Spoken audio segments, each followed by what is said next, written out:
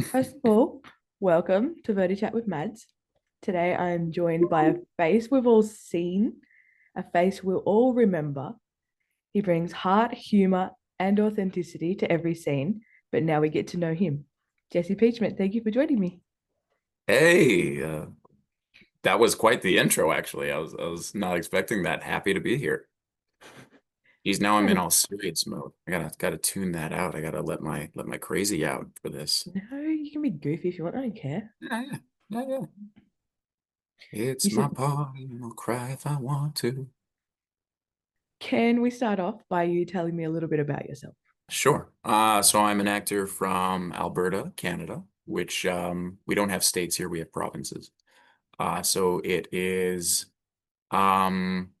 well, just like I was telling you, it's kind of like if you want an equivalent, it's kind of like the Texas of Canada. So you get cowboys, you get horses, and then you also get the mountains. So like Calgary Stampede is the big rodeo that everyone knows about. It's this big festival thing.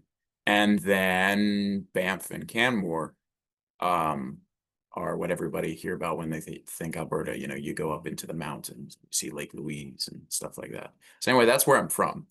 Um, Born and raised. And then I moved out to Vancouver to become an actor something like 6 years ago. Um, and went to school, and then COVID hit. And so like nothing was happening. And then I got a couple of small roles on some TV shows. And then when Verticals happened, that was a bit of a godsend actually, because then it was an opportunity to just act consistently and to practice the craft and to be on set.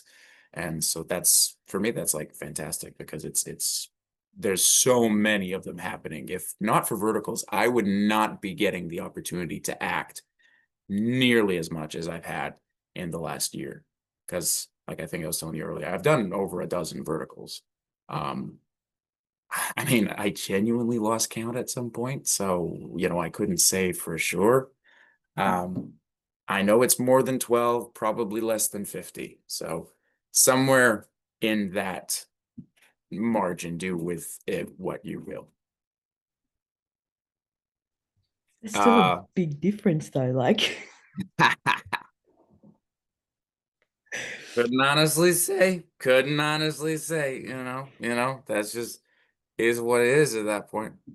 Yeah, anything else about me? I don't know. I love dogs. It's like I'm making a dating profile or something. Hi, my name's Greg, and I like long walks on the beach and and somebody who really cares about their mom. And then I'll like flash this terrible grin and be like, you know, I'm single, call me, ladies. And then it'll be like cut. And it's like this guy, oh my gosh, no wonder he's on this dating show. Okay, continue. Um, Yeah. Oh, I do a little bit of writing as well, actually, if that's of interest. So, are you writing a gonna vertical? yeah, well, I've written a vertical script, and I thought it was pretty good, but it is a process of figuring out the format because, with these things, you have to have that drama every minute or so kind of a thing. So, I'm writing another one, plot details to be released at some point. Yeah. What's the genre that you'd like to see more of as a consumer? Young adult, but that's just me. Like high school? Yeah, like Ah, campus, got reliving my it. high school days. Yeah, well, I did one where I was which actually kind of felt like that being an actor. I was just a nondescript bully.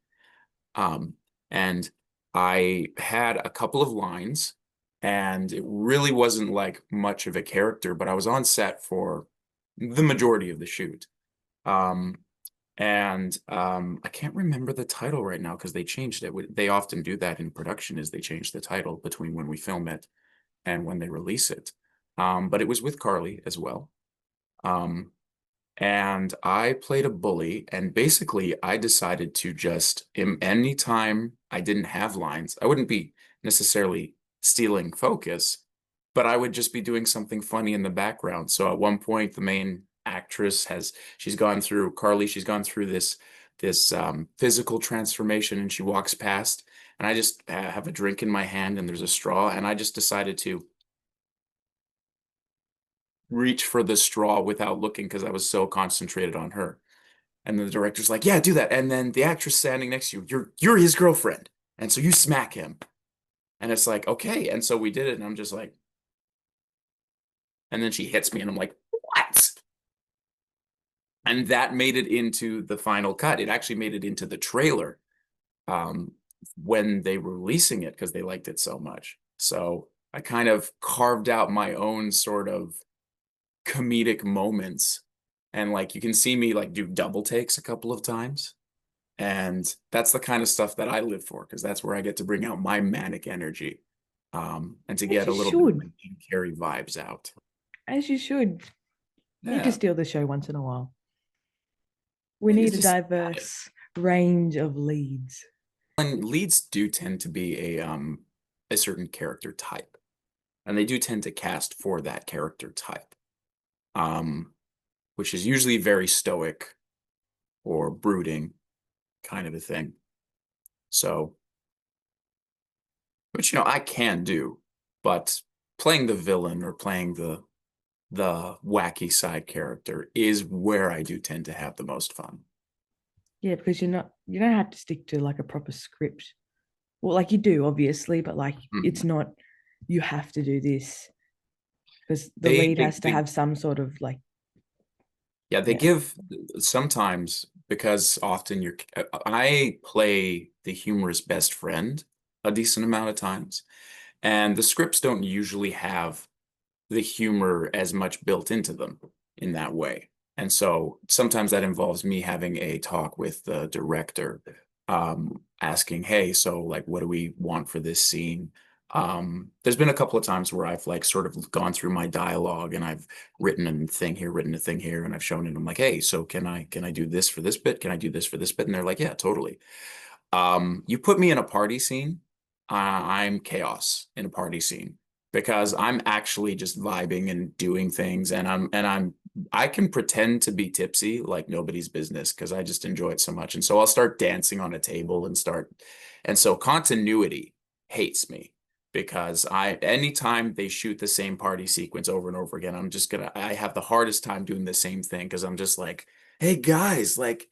And then, I'm gonna like start messing with the lead who's gonna be brooding at this party and he's gonna be like have revenge on his mind. And I'm gonna like, hey man, come on, it's your birthday. You know, I'll try to kiss him or something like that. And then I'll be like drinking my drink and just overall chaos. Like if you see me in a party scene, I never sit up straight. I'm always like leaning or I'm like here or I'm like I love hanging off the back of the couch. I like will just like stick my leg up on the back of it and be like kind of a thing. And I think they have to cut around me for that sometimes. So if you see me in like the background of a party scene where I'm the best friend, I'm gonna just be doing something weird or something kooky. That's like as we were talking about, that's my Matthew Lillard energy coming out right there. That's my Stu from Scream. Like you might see me every once in a while, like I say a line, I'll just go, I stole that from Matthew Lillard. I don't even know how to describe what planet you're on right now. Like, I'm on my own world. oh jeez. But no, we need some of that because everything is so serious in these. Oh yeah, it's the can't believe her. And there's definitely a great place for that as well. There's a great place for that as well. But we need that more. Like, we need more of that comedy. I think it would be really fun if we had a handful of both, where you could just you go back and forth between the two.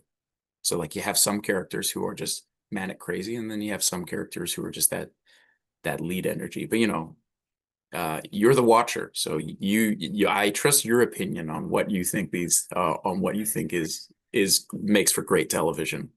Rom com. Hmm. Yes, yes. A little bit of When Harry Met Sally or Sleepless in Seattle, that kind of energy. We need like more of the com than the rom. Hmm. There's lots of rom. I don't think we're short of rom. No, there's not. Would you There's like some definitely a rom lot of. with your vertical? Yes, I would. I don't need more rom because I have lots of rom. Do you have calm? Let me check the menu. Let me go check in with the kitchen, see if I can serve you some. I'm gonna stop. I'm gonna stop talking because that's gonna start sounding weird. Continue. Oh, is there a role that you haven't done but really want to do? Well, I mean, I haven't fully done a brooding lead exactly. Like I've done I've done a teenage angsty lead before. But I would like to challenge myself to step into that lead CEO role because it requires a lot of stillness and a lot of concentration. And I'm a very physically expressive guy in my own time. So sitting still is not always the easiest thing for me. And so that's just I would like to be in that zone of just the quiet insides and just that's like it's like purely eye acting at that point. And so that's something I'd like to challenge myself with a bit more. Who would you choose for your assistant? Oh, who would I choose for my assistant? Um, I would love a female assistant. We don't have any of those. Yeah. And it doesn't have to be like an implication of any of that kind of relationship, but No, a no, no. bad Like just in general. yeah. Yeah, just a Like, badass woman assistant who knows her business and who like I can trust it'd be like, Mercy, you got this. All right. And then she can be come in and do the cleanup because I've done the assistant where I'm like the Deus Ex Machina where I show up and like my boss wants this. You're fired. I'm gonna go. we And don't then I have leave. any of those. We have like, yeah, the assistant to the CEO, but then they fall in love. We don't have any of like just a female assistant. I'd Like, love that. I think that would be a great role to have. that'd be cool. Or I maybe you would know, but I don't feel like we have a lot of comedic actresses. Um, we don't have a lot of roles of pure comedy fun for women. They're No, usually, we correct me if have I'm wrong. no, we have a few actresses who have like touched on exploring it. Well, and there's many actresses that are just that are funny, Yeah. absolutely. But the characters, they don't usually get to play the No, funny roles. And I would no. love to see more of that for because I've worked with some great actresses who are hilarious. So you can see it in the some of the choices they make, but the characters are never like these comedy laugh out loud kind of thing. I've Uh, not done a football one yet, so that'd be dude, interesting. what? Yeah. It's all like what? Is it just assistant? I do a lot. I play a lot of assistants. I play a lot of bullies. Um, You're I not a don't get to bully though. be well, I can give off that dark, crazy energy. I mean, I don't play the main bad guy often, but there is one um, that I was very happy to have done where I did get to play the lead villain. And I'm not sure when it's coming out yet, but I believe the title at the time was My Personal Bodyguard. And so I don't know when that's coming out or if they're going to change the title, but I got to play opposite Max. Um, and he and I have played opposite to each other a couple times. I met him on one. I can't remember what the title ended up being because they changed it. But when I did it originally, it was called "I'm in Love with My Evil Stepbrother." And I played his Oh, best friend in I, that one. And then since then, I've played Max's opposite a couple of times. You know what? I did one that just released, and I can't remember what they changed the title to, but I play a doctor in it, an evil doctor. And Max and I sat down and just chatted after we did my personal bodyguard. And then I just did a quick day player role on this other one where I played this doctor. And he said, dude, like, you're my Joker. And I'm like, yeah, yeah. Like, we need to do this more often where, like, Max is Batman and I'm his Joker. And I'm like, we can do this dance forever. Like, I think it would just be an amazing pairing if we could play rivals more often These because are we have like so much fun when we do it. these are like you know how you got those the duo that goes to like every different like film. Who was it like? Yeah. Uh, I don't know. Then Owen Wilson and what's it called? I know who I'm Vince Vaughn, talking. Yeah, I Ben think it's Stiller. yeah, Or, yeah, wow, yeah. Wow. he's so cool. Wow, it's great. Man, I'd love to do a vertical like Wedding Crashers, where we're just, hey, we're trying to get in there and a Wedding Crashers vertical would be amazing. It's like convince the rich heiress that I'm rich too. Wow, that'd be amazing. That was so good. What the heck? What the heck? Now I want to write that. I want to write a Wedding Crashers vertical. I think that'd be fantastic. You just my brain just I found the one that you're talking about with him. It was Max in love with my evil stepbrother. Yeah, yeah. Yeah, that's on good. Yeah, he's wait, you were in there? Wait, Yeah, I still haven't gone back and watched that actually, because that was a because while ago. I don't know what I did. See, because if I can I don't know. find that doctor's one I just did.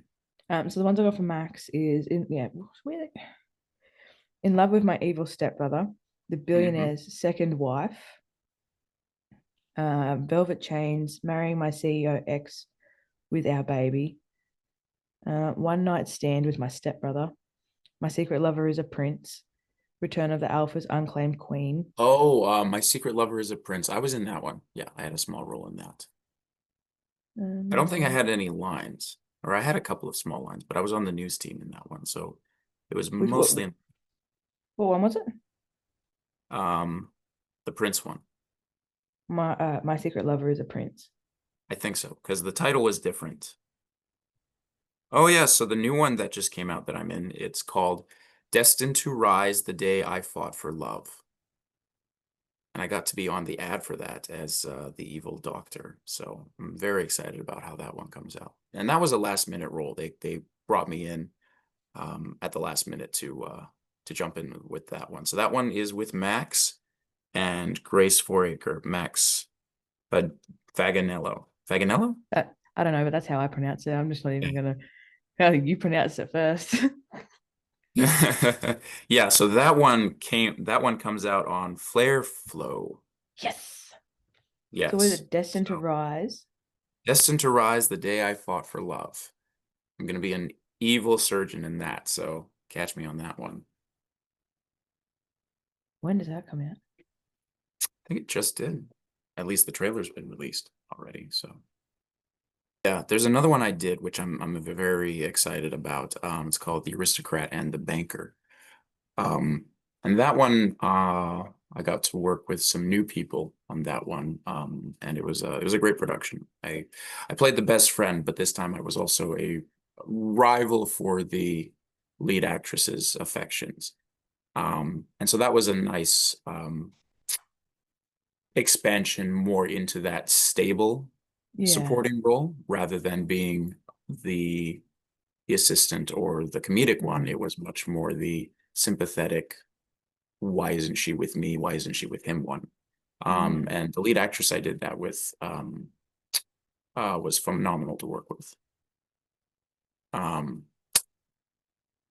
yeah, so that was a good one. So whenever that comes out, I'll be very curious to see how it turned out. It is nice to keep busy. It is nice to keep busy. I do a lot of day players too, um, because I love acting, and so if I have the opportunity to just do something, even for a day, it's Yeah. nice to just hop in with some lines and do some work. Would you rather like a more permanent role, or would you rather like a day Yeah, player? yeah. Well, like I would love to be on a sitcom. like a full TV series. Oh, Um, no. I think that would be amazing. I auditioned to be a body double on Watson when it was first coming out because they had a character who plays twins on that show, and so they needed somebody to play the opposite twin whenever they're filming with one twin, they would need someone else to be the other one, and then they would refilm it with the other actor. And I didn't get it, but that would have been a full season commitment. But the actor they got, I did meet him, and he's a great guy. And luckily I got to have a day player role on that show, where I got to show up and be this long lost, Yeah. illegitimate son who just showed up briefly for like a couple of lines. Um, and that was probably one of the greatest set experiences of my life was working with those people. I loved it. And I just thought at that moment, I just thought if I could do this for the rest of my life, I would be very happy. So I would love to get on a series as a regular. You just answered one of my questions, so now I don't even have to ask it. Well, there we go. I couldn't find that one on Flare Flow. Hmm. I don't think it's out yet. Well, maybe that was just the ad then. Do you approach a 1 day role differently to like a recurring role? Well, sometimes due to the fast nature of getting a 1 day role, sometimes I don't even know that I've got it until the night before. So there's less prep time sometimes with those roles just because they're so fast paced to pick up. So sometimes you just have to like I do like getting prepared for the roles. But sometimes you just have to basically, okay, what are the things I see on this right away? Let's get the lines and let's make some creative choices and just go in with it. So with 1 day roles, it's a challenge in that you basically have to like because they're so much quicker than say the one of the more recent ones that I did, I was playing, the that I just mentioned, Aristocrat and the Banker. I was playing the secondary love interest for the main actress. That one I had a lot more prep time. So I planned out and charted the character's arc, obviously. I worked the material, worked the character. And so that one I had a lot more deliberate preparation to go into that role as you do for any role. But then for this one where I played this doctor surgeon, I was called in um 3 hours. I was called in the morning as a last minute replacement. Um and they basically said, "Hey, we need you to do these scenes. Can you come on set?" And I was like, let me take a shower and then I'll be there. And so I basically that character was whatever I just saw on the page that day. And I'm like, okay, guys, listen, these are the lines. I will get them as much as I can, and I just need to make this work as much as I can for this.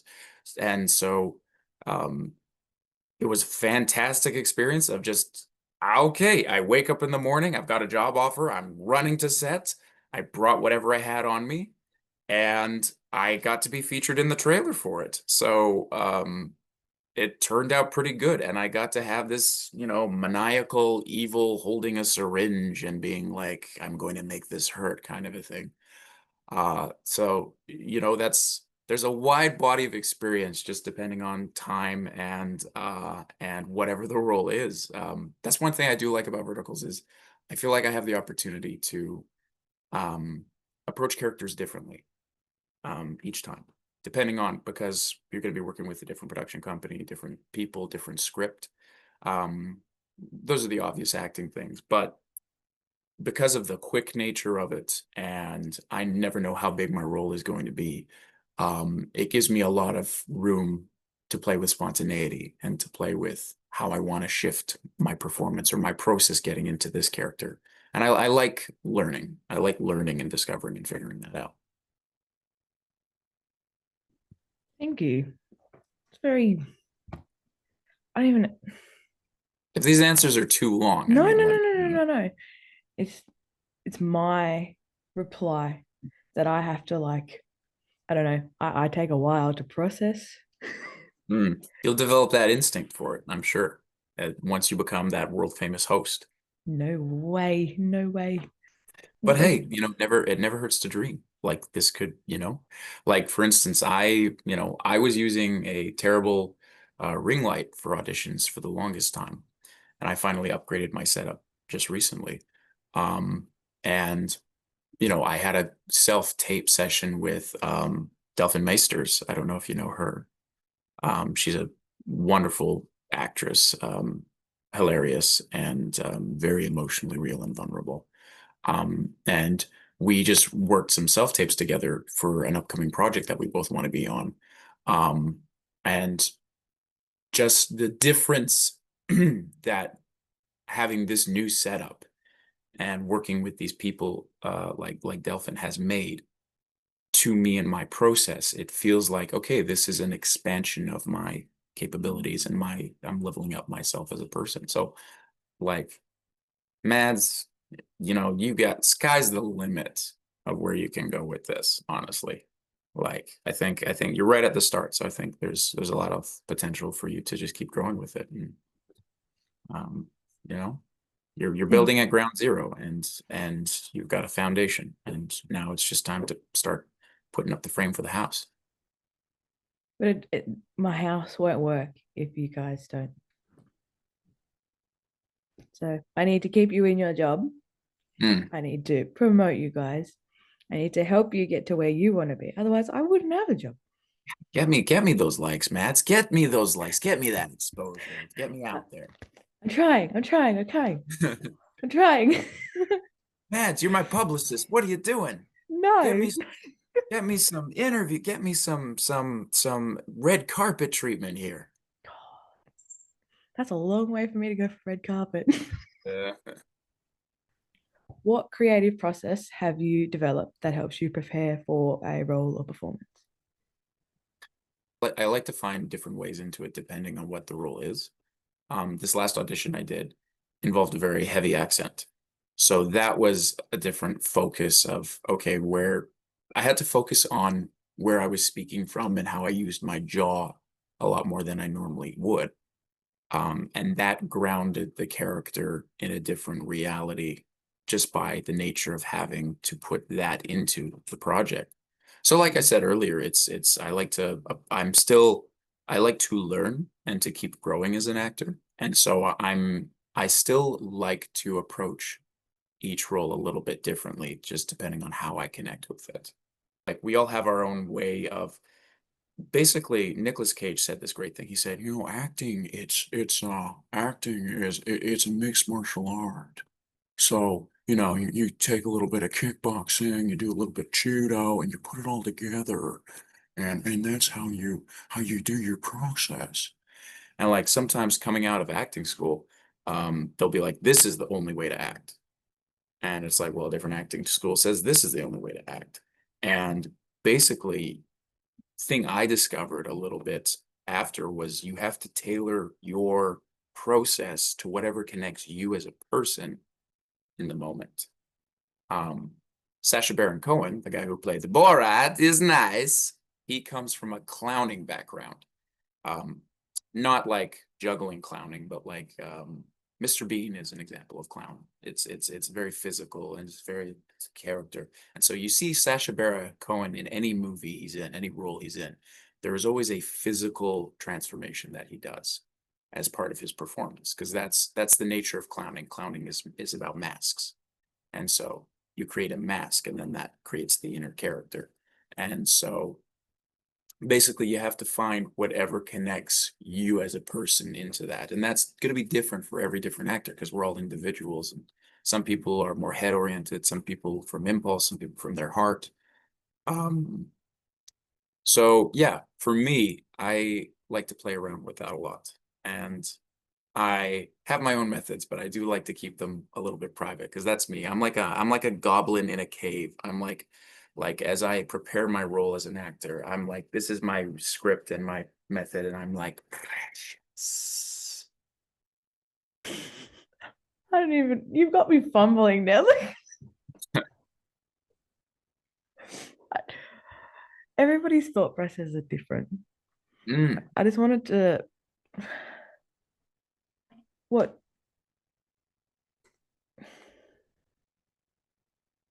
what gets the ball rolling?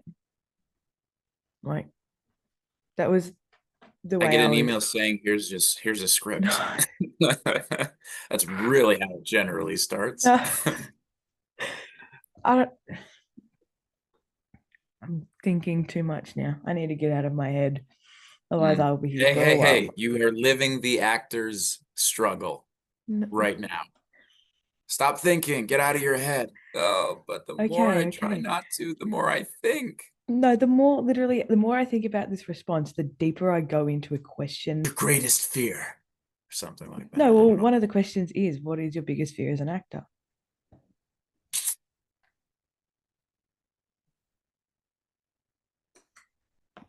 It's a very good question. Um, One thing that I struggle a bit with is being too big, because I love being expressive and loud.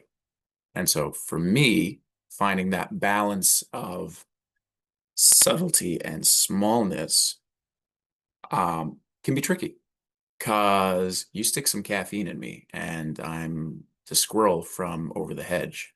I'm just bouncing all over the place. I like tea. I Yeah, want to try getting into coffee because they say a cup a day is like good for you or something.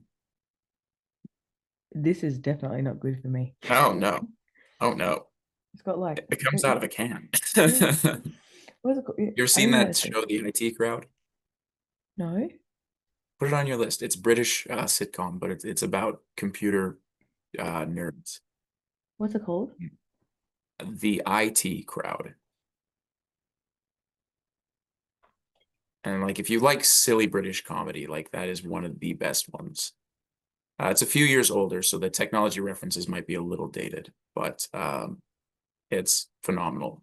When looking for new roles, is there a certain script, genre, or trope that you tend to stay away from? Well, I'm a little bit cautious when it comes to um hmm, with some material, I think it's important to have a real conversation about real issues.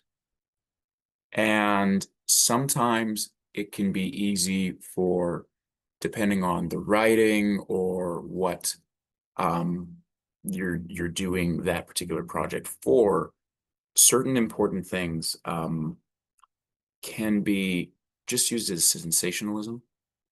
Um, and um, so like, something might be like the question about how are we using violence in this one, or what is the representation of relationships that we are creating? And so there's a certain amount of that where it's fun drama, and you're playing over the top villains. And of course I'm evil. I'm, removing somebody's kidney at a hospital, and I'm like, haha, I'm gonna sell this and stuff like that. And some of that is just fun. It's the whole make believe of it.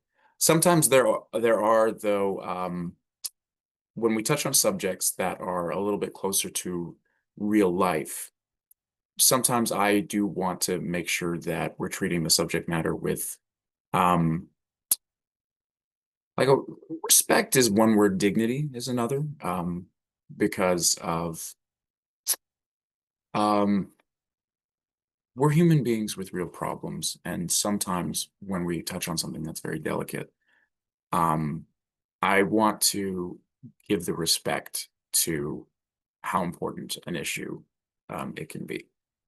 So, if it's something domestic or something like that, personally, I feel like I want to be careful about it. I sometimes portraying it is fine if we're treating it with a certain amount of like, hey, listen, this is something that happens. And that's just part of human condition. This is part of who people are. Like, and depending on whether it's necessary to show it on screen or not, it's like there's Mad Max Furiosa uh is one of the sequels there, where it's about Furiosa as a young girl, and this one actor in it, I remember hearing this story. Um he plays one of the bad guys, and his character abuses Furiosa when she's young, and the actor was getting people were telling him you shouldn't have done that online, and it's like, well, guys, this is a thing that happens. So it's like I wasn't doing it. I was portraying a character who was doing it. So there's a tricky balance between um, what you're portraying on screen because it's real, and Shakespeare said uh, theater is, I think it was Shakespeare, I could be wrong, is holding the mirror up um, to nature. And we need to see a certain amount of that because that's how we have empathy, is we get a reflection of what we're looking at. So, it's a long answer, but basically sometimes there's when we do ridiculous stuff and we're slapping somebody because it's this over the top fun thing, it's make believe. And then sometimes when it gets a little bit real, I want to look at it and say, hey, listen, like I don't want this to just be gratuitous abuse or something like that. Can we do this in a way that we're actually holding a mirror up and seeing something that's honest for a good purpose? In this line of vertical world, because it's so dramatic and Yeah. it's so much of these kind of highs and lows Yeah. relationships and these things, you do come across that all the time. And so that's Yeah. a challenge for every vertical actor to figure out, okay, what's the boundaries of what I'm comfortable with and how I want to portray this. And sometimes you do have to have a conversation um, with the creatives to try and find a good balance of what you think we should be portraying. What is the hardest emotion that you've had to portray authentically on camera? Mm. Um, um, there was this one time of finding, like, a lot of it's contextual, depending on whatever scene it is and whatever the relationships you have are. But one of the deepest times for me was when I had to portray this um, complete and utter regret of how I treated someone, um, and to just let the shame and the pain of that just live. Because in some ways, I feel like it's easier to be like angry at someone because it's like it's a powerful thing, it's an empowering thing, it can be. And for this, it was basically, it wasn't just acknowledging mistakes, but it was basically living in the pain that I had caused and being able to let everybody see that and dive into that place of regret and sorrow and just let it all come out. I think that was very, for me, for me personally, that felt very profound.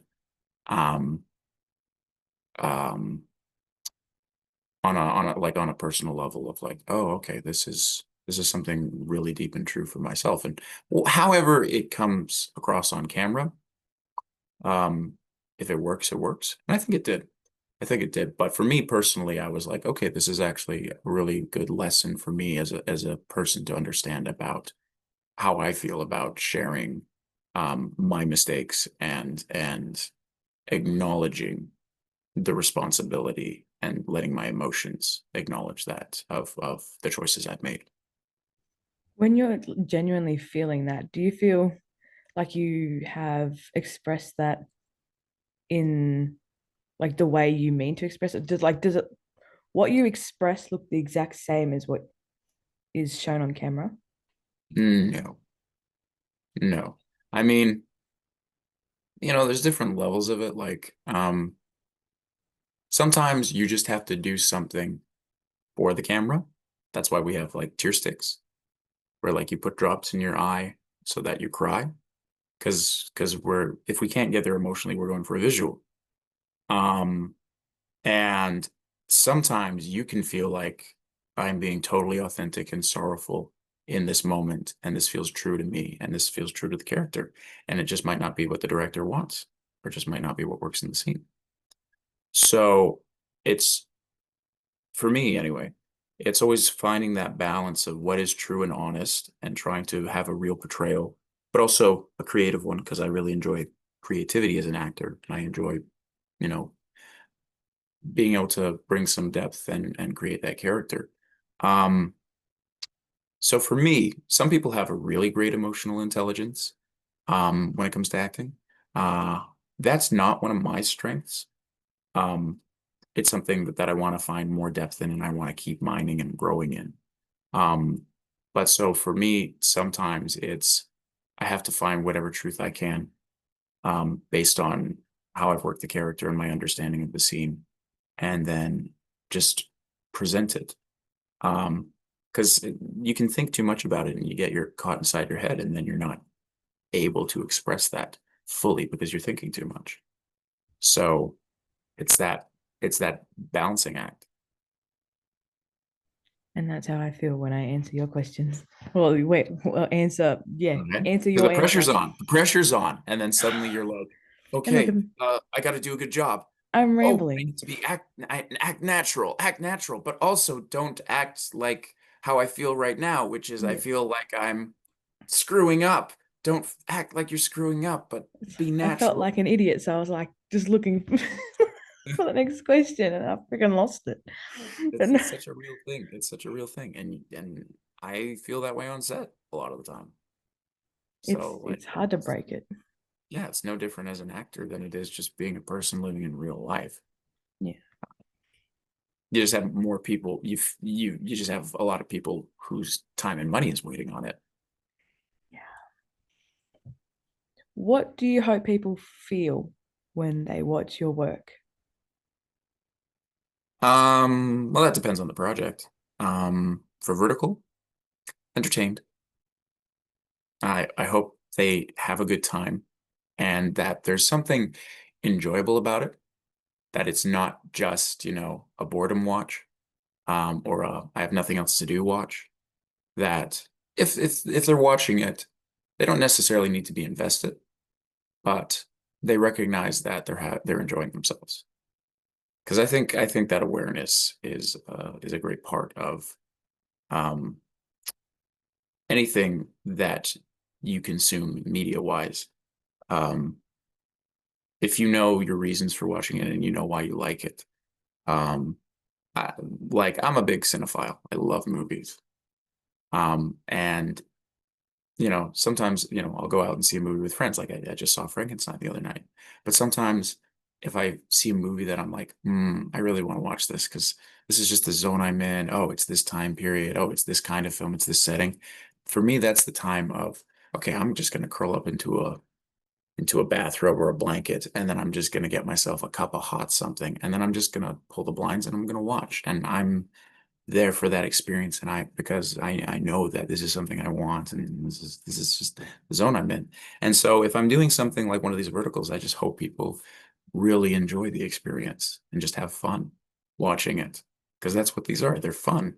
If I'm doing something more serious, which I haven't had the opportunity professionally to do something quite like that, though I did I've done theater, and I did a community theater production of 12 Angry Men. And if you don't know that play, basically the concept, it's 12 jurors um, trying to, or just it takes place all in one room, and it's 12 jurors on a jury for this trial of this boy who's accused of stabbing and killing his father. And in that production, there's only one guy.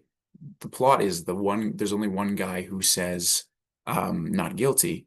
And so everyone else is like, well, why are you saying not guilty? And he has to basically deal with 11 angry jurors telling him, like, to say the kid's guilty. And he has to stand his ground and say, yeah, there's a shadow of a doubt in my mind. And he ends up having the conversation with everyone. And it's revealed why everyone has their own reasons for wanting to condemn this kid to the electric chair. And so when doing that, I hope people find something truthful that they can see and that they can empathize with, and that they come away from the experience entertained, obviously, because it's a play, but also refreshed in seeing something that felt true, and that they can go home and think about a little bit and just let it in and let it impact them a little bit. And because anytime you talk about anything serious, if you can do it the right way, where you're not just being gratuitous and splatting it on the screen, you can stimulate people's own minds, and then they can take it into their own lives, um, in a wonderful way. David Mamet believed that the highest form um, of of theater and film is tragedy, because it makes us reckon with our own existence. And I found that a very profound idea, because nobody wants to see tragedy when they've had a rough day. It's not fun. But every once in a while, there can be something that's impactful out of it. So if I'm doing something serious, I don't want people's lives to be changed. Like, oh my gosh, I'm going to give up everything and I'm going to go flee into the woods because I saw Avatar. Um, but because that's not realistic. It's not possible. It's like, the New Year's resolution of I'm going to do this, and then you do it once and then you never do it again for the rest of the year. But I think, as far as however much something has power in film or television or theater, it's something that you can just like reading a good book. It gnaws in your brain a little bit, and maybe it makes you think about things differently, and you have a good experience. I know that most of everybody's work in the vertical world has helped me. And I just want to Mm. I want to say thank you to everybody for that. Thank you. You got me out of my own That's head so many times. that's a wonderful compliment. You guys do amazing work. It doesn't matter what role. It's I see you. I see you. You're not left behind. I see you. And that's what I want you guys to know, especially the supporting roles, more so than the leads, because obviously the leads get noticed a lot. But the supporting Mm. roles, I see you. I see you doing your own little thing. Like, no, that was very heartfelt. Thank you. Mm. Hit me with a get to know you. Let's get to know me. Get to know me. Jazz. Favorite animal. Lion. Are you Lion. sure? Well, I had like three off the top of my head: lion, wolf, and golden retriever. So make that what you will. Cat person or a dog person? Dog. Favorite food. I don't know, pizza's good, but I've had too much of it. I love hot dogs. Um, my mom makes this casserole with hamburger and rice and tomato sauce and peas that is just like it has enough flavor and enough beef and enough filling that is just like that's just like a meal that you can just eat whenever. Um, but and lamb is fantastic. So there's a great Yemenese place nearby, or Lebanese too. Uh, You're making me all the hungry. above. Bacon. Oh, That's the Canadian answer. bacon. Oh, I want bacon now. Stop.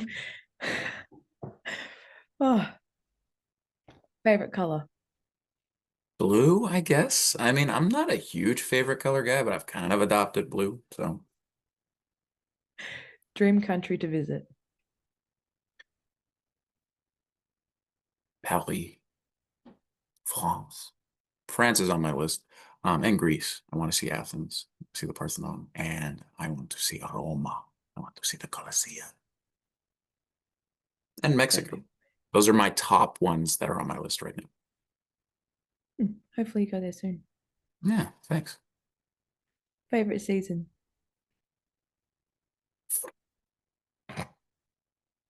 Summer, I think. Yeah.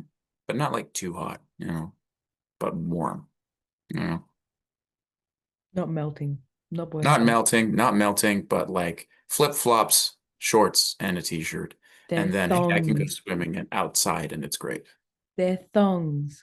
We do not call them that here because that means something else. But when I was growing up, people would say thongs. But Mhm. nowadays, No one here says thongs at Yeah. all. Favorite actor?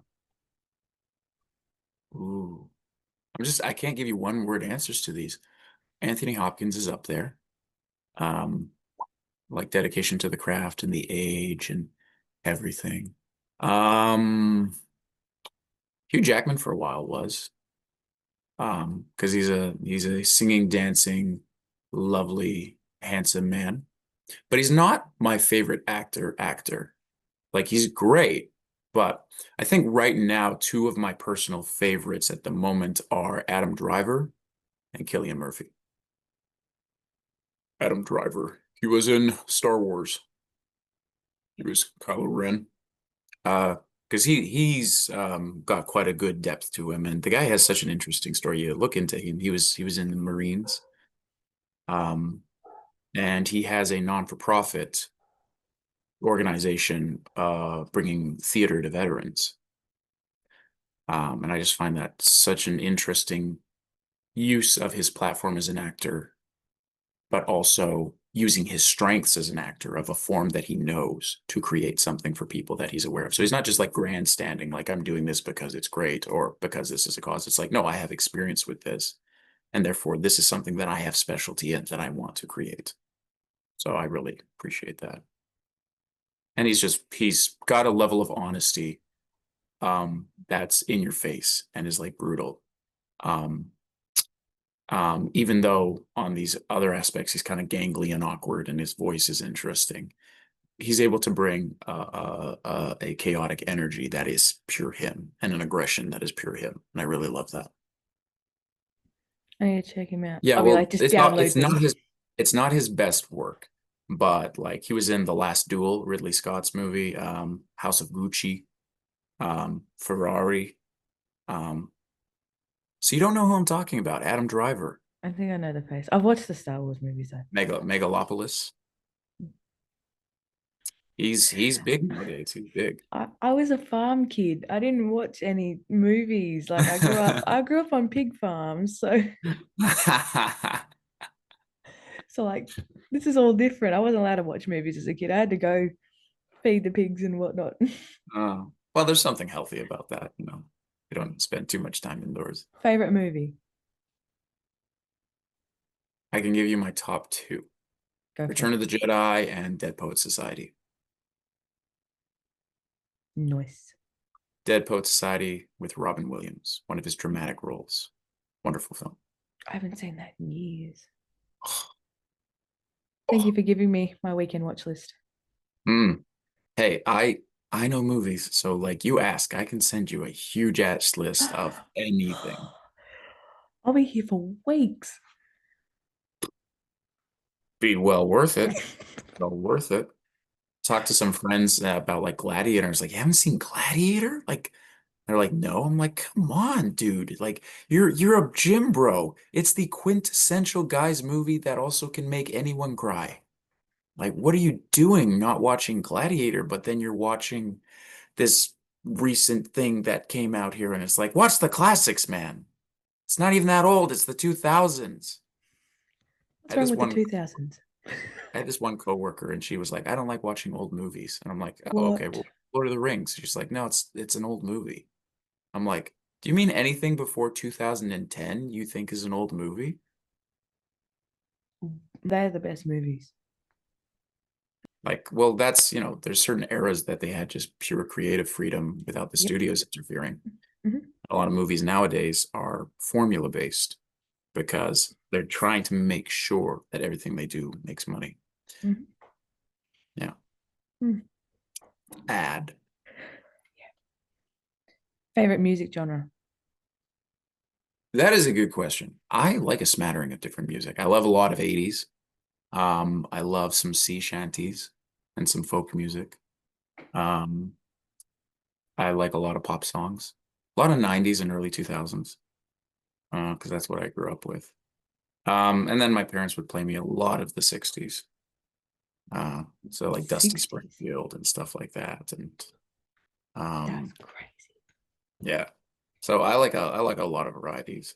One of my favorite Canadian bands, which I would recommend, is Great Big Sea. And what they are is they are Newfoundland. So they're like Newfoundland, so they're like traditional pop.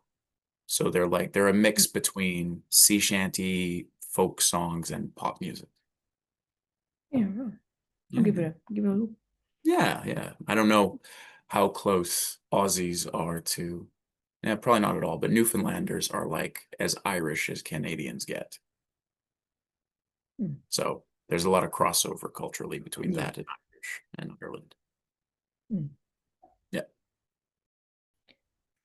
Favorite singer and song?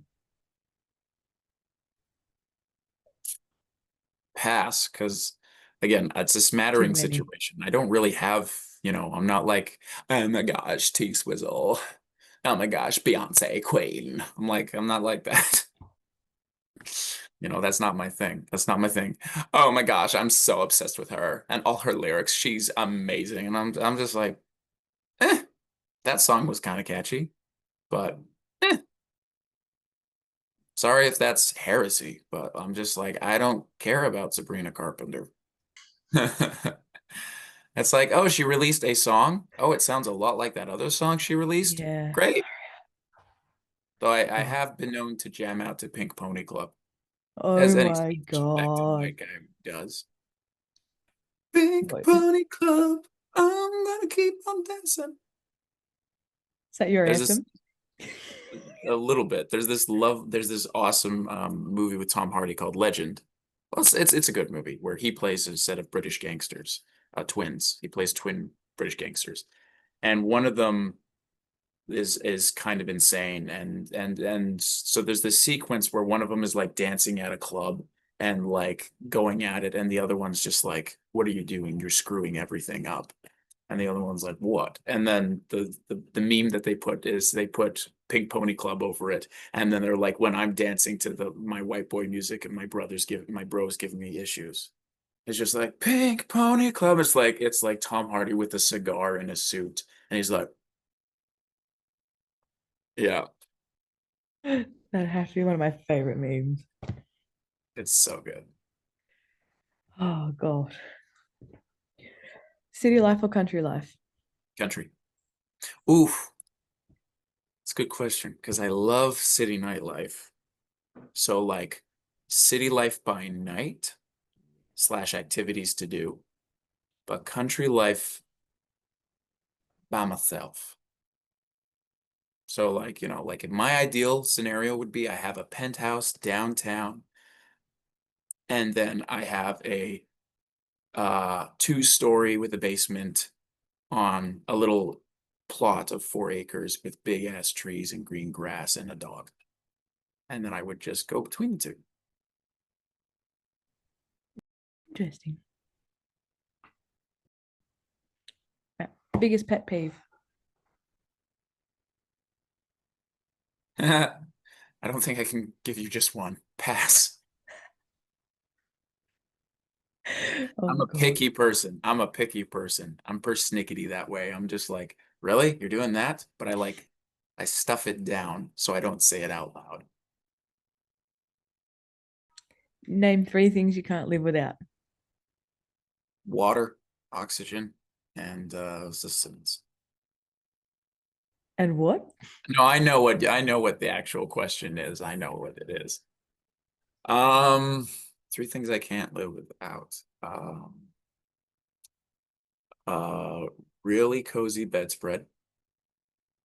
Because sometimes I just like to be ooh, actually. Uh, okay. A good book and something to wrap yourself in when reading it. Like that's essential. Hence the cozy bedspread. Um, and a snack. Have you got one of those like weighted blankets? No, but I do have a thick ass one that a friend gave to me that's ultra comfy, so it kind of gives a bit of that weighted feel to it.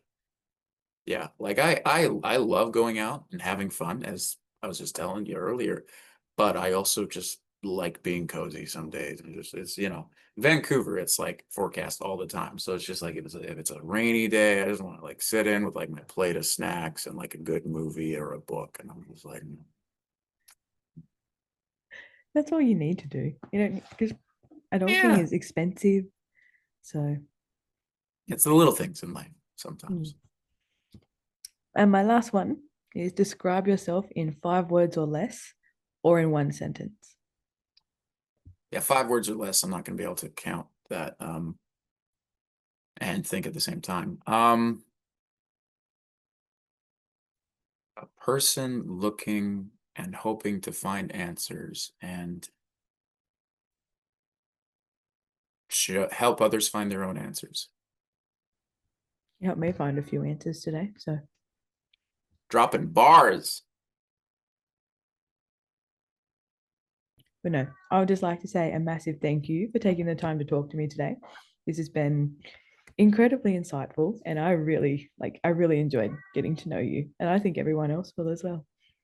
This was fun, Maddie. It was good chatting with you. And yeah, we'll see what happens. I hope the edit comes out good. Uh, it's been fun. Thank you very, very much. Namaste.